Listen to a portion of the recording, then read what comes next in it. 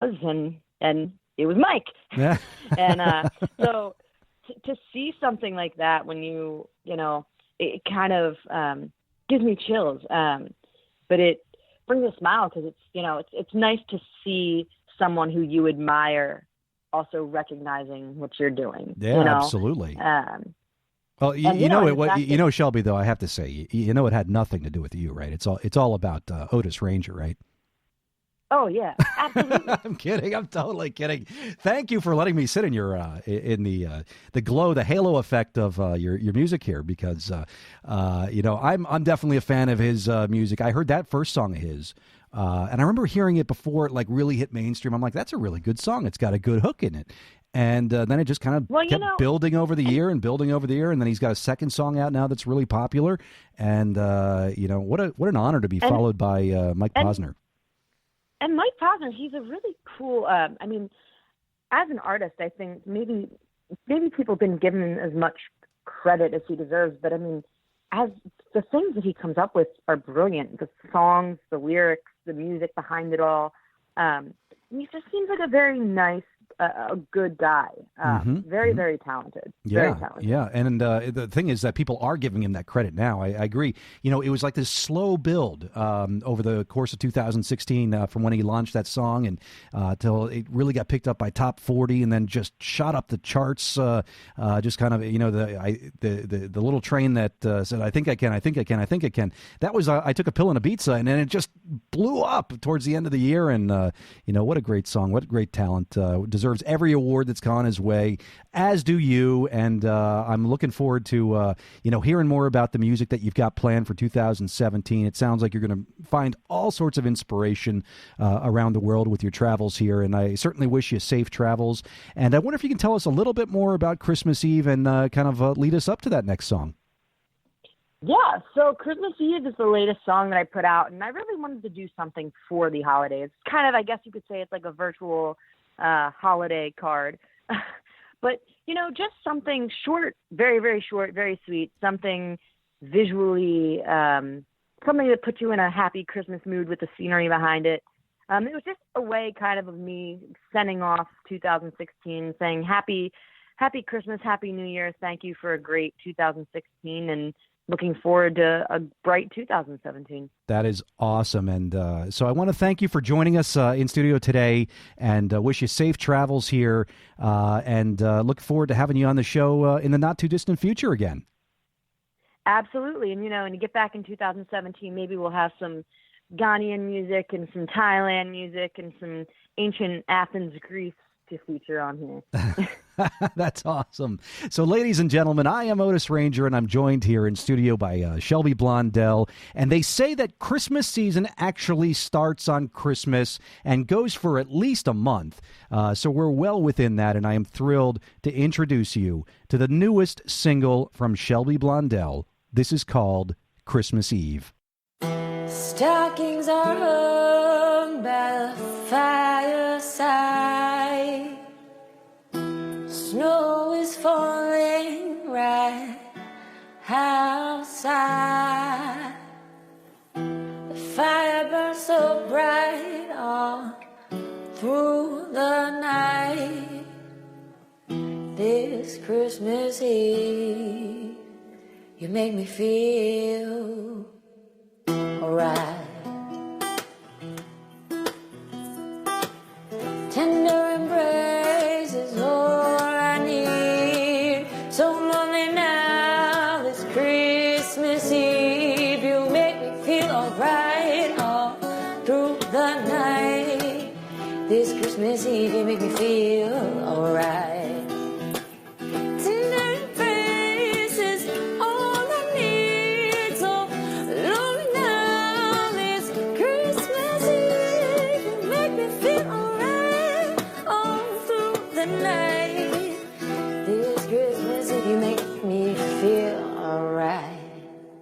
And that is the newest song from Shelby Blondell called Christmas Eve. You can find a video for that on her Facebook page. So we are here today to discuss, as part of the first installment in the Pop Song Tech Energy series, nuclear power. And I'm joined today in studio, literally in studio this time, by somebody very close to me. In fact, he's my father. Papa Ranger is here in studio. How are you, Dad? I'm doing good, thank you. Excellent, excellent. So today we're here to talk about, all of the different energy options that are out there. Everybody's talking this week about CES, which is the Consumer Electronics Show, where all of those electronics need to be powered somehow, and whether that's through electricity or gasoline, or if electricity, how is that electricity powered? And, we thought we'd do a nice counter-programming show today, rather than talking about the trends of CES, talking about the power that underlies it, and in particular, let's taking a deep dive into nuclear power itself. So who better to talk with us about nuclear power than nuclear engineers? So Papa Ranger, first off, before we get to nuclear power, how did you come up with my name, Otis? Otis. Well, Otis was a no-brainer. Basically, I had a voice inside of my car that I called Oda. Oda was the voice that told me where to go in my GPS. But Oda is a feminine name, and I needed some strong masculine name yes. for you. So Oda, Otis, there it was. To our listeners, go ignore the earlier episodes of Pop Song Tech when I went by a different name. But Papa Ranger, I have another very important question to ask of you. What's that? Now, you once had a dog growing up, and you chose to name your dog Ranger. And so who names their dog with the same name as their last name? So you actually had a dog named Ranger? No, actually, I changed my name and your name to Ranger based on the dog. I love that dog. You remember the Indiana Jones show where they realized that Indiana was the name of their dog? Uh-huh. I love that. I love that movie, Indiana Jones. And I just said, well, my dog's name was Ranger, so why not just call the whole family Ranger? And there you go. There we go. So we were named after a canine, little four-legged animal. He was a beagle. It was with the big ears? Yeah, he was good at catching muskrats in Connecticut swamps, and I figured that you were probably good at that too, so there you go. So listen, CES is taking place this week, and there's going to be lots of stories out there about all of the trends coming out of this. But among the trends probably that people aren't talking about are the things that power so many of these devices. And, you've spent your career as a nuclear engineer taking a look at, the power infrastructure of, the United States. And now you're taking a look at kind of the international power sources here. And there's been so much debate over the decades about nuclear power. Is it good? Is it bad? Is it clean? Is it friendly? Is it environmentally safe? And it's gone through some ups and downs. In the 60s, 70s, it was kind of in vogue. Then the 70s, 80s kicked in and it became kind of feared.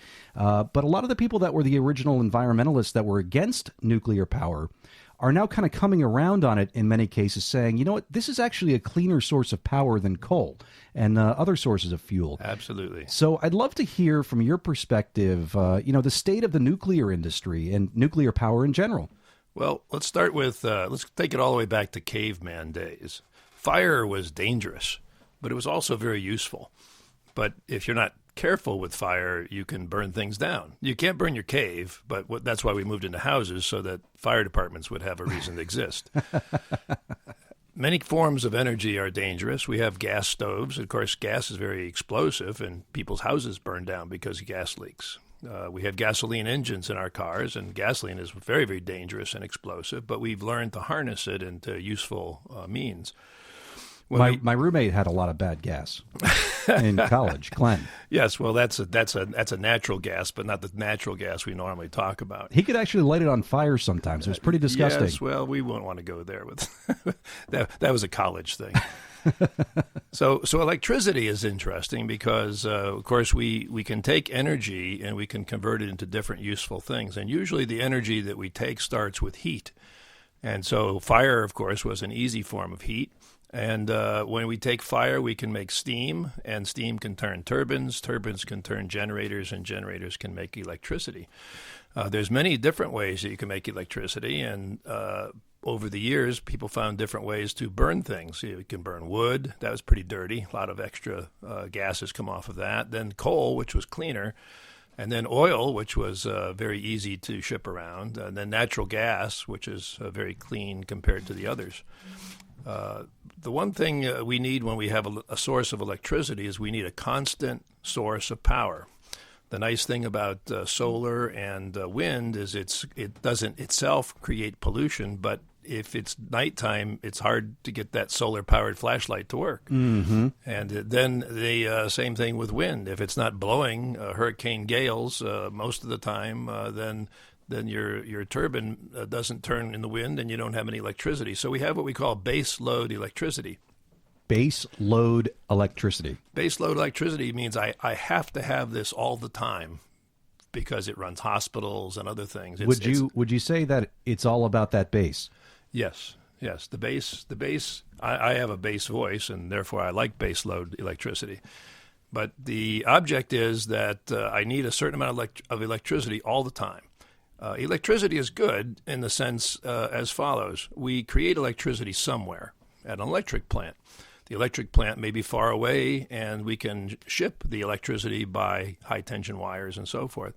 If we have something like an electric car, we have to power it with electricity from somewhere. The advantage of having an electric car, for example, is I can run it in a city with a million cars and not pollute the air.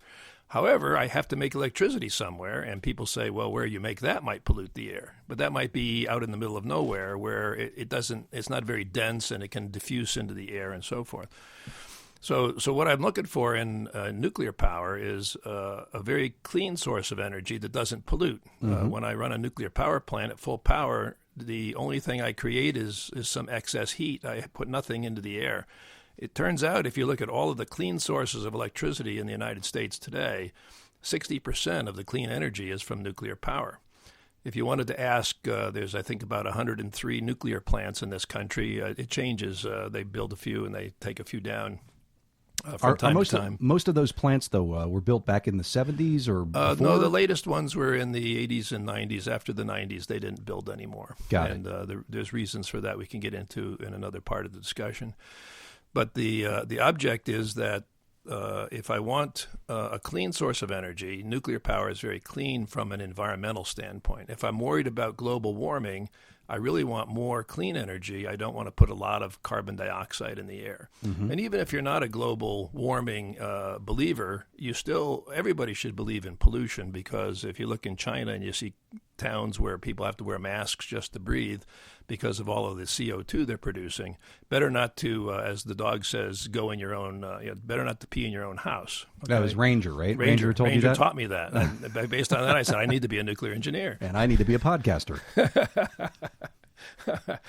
So if I look at all these nuclear plants, the object is to make them safe. I spent many years working in the nuclear Navy. And in the nuclear Navy, at one time, we had 172 nuclear power plants operating. They were all small. They were in ships and aircraft carriers and submarines. And basically, they can go forever. We had ships that would put one core in, and you wouldn't need to refuel it for the life of the ship. That's pretty amazing. Mm-hmm. And it is dangerous to have nuclear power, but you put it behind shielding and you control it carefully, and you have safety programs. And in the nuclear Navy, we never had one fuel element failure in all the years of operation. And people say, "Oh, you're just hiding the facts." No, that's actual fact. I know because I was in there. Mm-hmm. So what we like about nuclear power is it creates heat from a nuclear reaction. Nuclear reaction is a fission reaction. The fission reaction is take uranium-235 and you split it, and it releases a lot of energy. That energy heats up the nuclear fuel, and I can take the heat from the nuclear fuel and I can turn it into, yes, you guessed it, steam, which turns a turbine. So it's just because another. It's not actually the nuclear portion that actually powers anything other than heating things up. It's that you run water over a very hot thing, which produces steam, which turns turbines, and that turns things into electricity, right? That's right. It turns the turbines that turn the generators to make the electricity. And so you can have a very compact building with a nuclear power plant. Doesn't take up much land space.